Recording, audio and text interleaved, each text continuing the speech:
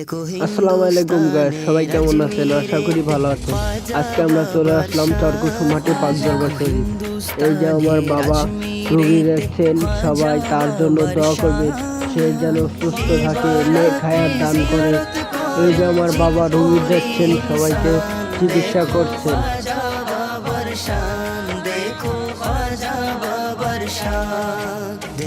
এই যে আমাদের দরবারের গেট, এখানে অনেক অনেক রোগীদের গাড়ি রাখছে। দেশে ঢাকার বাইরে থেকে অনেক লোক আসে দরবার শরীফে। আমার বাবার কাছে চিকিৎসা।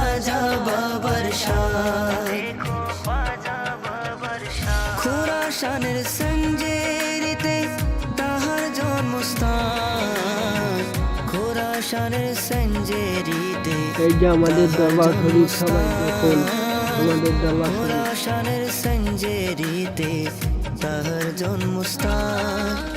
খাজা গিয়া শনিবার এবং আর মঙ্গলবার আমার বাবার রোগী দেখে সবাই 10টা বাজে আসবেন।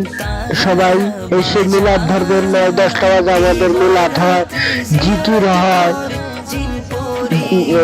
দোয়া হয়। সবাই আসবেন, এসে আমাদের দেখবেন। এই যে হলো আমাদের দরবারের মাদ্রাসা। এখানে সবাই নামাজ পড়ে। আমাদের ইমাম সাহেব আছে, ইমাম সাহেব নামাজ পড়ে। সবাই এসে আমাদের নামাজ পড়বে। এই যে আমাদের দরবারের মাদ্রাসা, সবাই দেখুন। প্রিয় নবীর জিয়ারতে যখন তিনি যান, এই যে আমাদের ইফতারের ব্যবস্থা হলো, আমাদের ইফতার, সবাই ইফতারি করবে।